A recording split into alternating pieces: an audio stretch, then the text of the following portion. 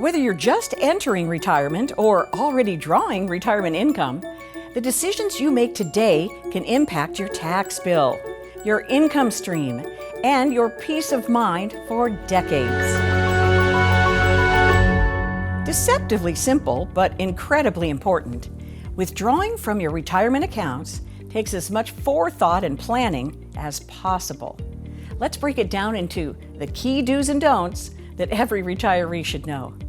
First and foremost, do have a withdrawal strategy. Most of what we do here as financial planners is planning for retirement and specifically retirement income planning. They even have a new designation, retirement income certified professional, for people in the industry that don't specialize in that. Well, Capital, that's what we've been doing for 30 plus years. Yeah, the market is kind of going up and down. We just happen to be in one of these valleys or heading into one of these valleys, which will happen.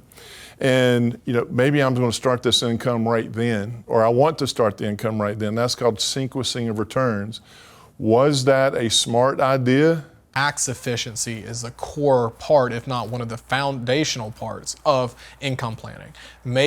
Whether it's using taxable, tax deferred, tax free, you can not just lower a lot of your tax bill, but also increase your net worth, increase your legacy substantially if you have proper planning on what's the best way, what's the best timeline, and when or when not to adjust the faucets between the types of accounts you have. Most people that are retiring before Medicare age, what they're looking to do is find the best health care they can get. And there's three things that drive the price of your health care through the marketplace, or Obamacare, as people know it.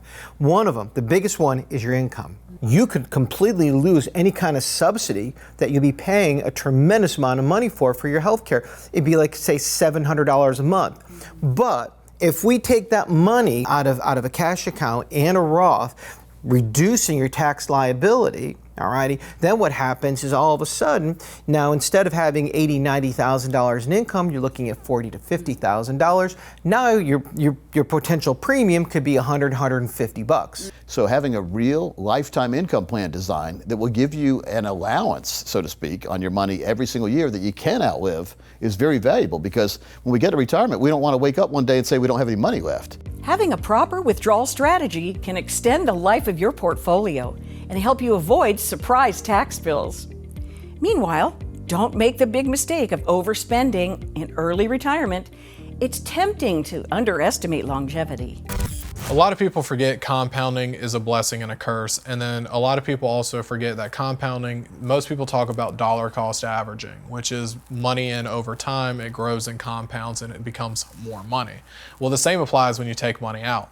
You're reverse dollar cost averaging. You're taking money out of the market, out of accounts that are meant to growth. And if you take too much and you're not earning enough, you're in essence just spending down your portfolio. Well, you don't know the last day you need that check to bounce. Most of us don't. So you got to make sure that you're doing it in the best way possible. And life happens.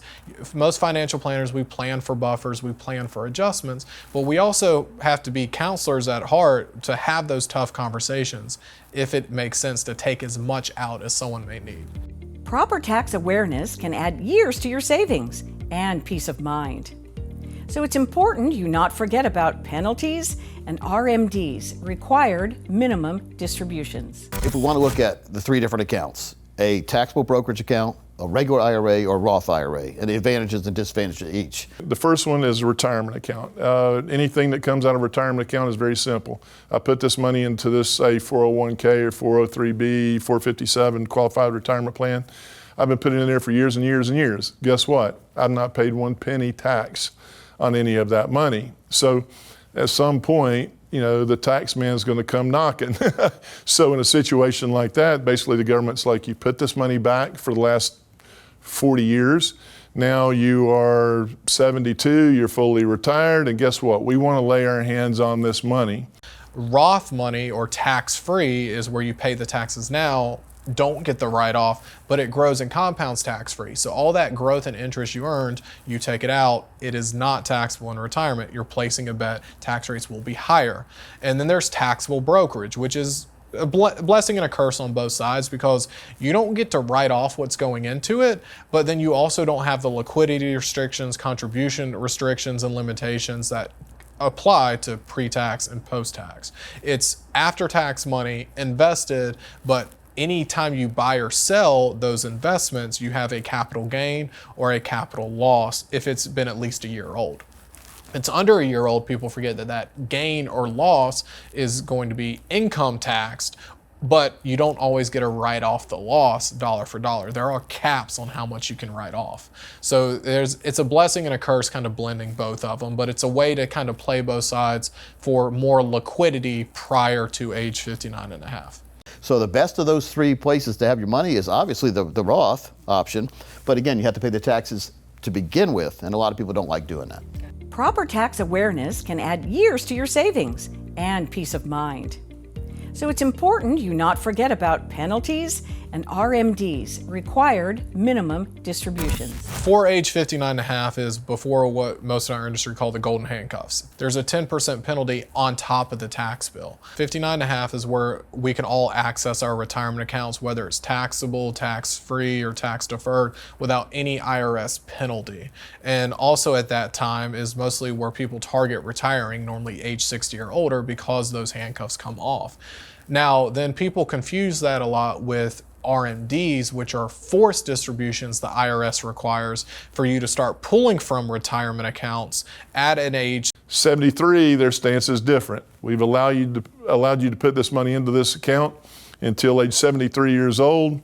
You started putting it in there when you were 20. I mean, obviously that's a long period of time. That's 53 years that you have not paid taxes on this money. You got to pay the piper sometime, and we see where that conversation is going. So at that point, it's just taxable at that point. But at that RMD age is what we call it, it only works out to be between 4 and 5% roughly, and then it goes up from there. So we're not talking where the government's going to make you withdraw half at one time or even a third of it.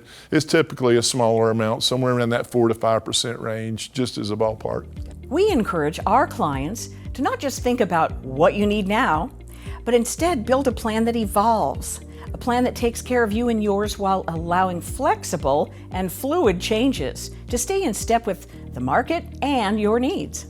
That means a well-balanced plan that creates income that can weather the storm. So we like to classify, we like to take these investments and put them in different buckets, certain tax planning buckets. So like a regular IRA is in a regular IRA bucket, a Roth IRA is in a Roth IRA bucket, and a traditional account, a savings account that's not IRA or Roth, is in its own bucket. So we look at when we get a retirement, which account would it make sense to take the money out of? We could take the money out of a Roth account, we won't owe taxes. But now we're losing that potential growth, that tax-free growth we had in that account. So I always encourage my clients to not touch the Roth money until make it the last place to touch, because you've got tax-free growth and tax-free inheritance money growing there. So then we have the IRA accounts. When we take the money out, we owe tax, but if we don't take the money out, we don't owe tax. So this money continues to grow, tax-deferred, it's called. And then we have our brokerage accounts, we're paying tax every single year on the gains. So wouldn't it make sense to take the money out of the account we're paying tax anyway on to begin with and let the other accounts continue to grow? Keep in mind, though, the regular IRA accounts, as they grow, you've got a tax time bomb because you're going to owe tax on every single penny in the regular IRA accounts. Retirement should not be a set it and forget it proposition.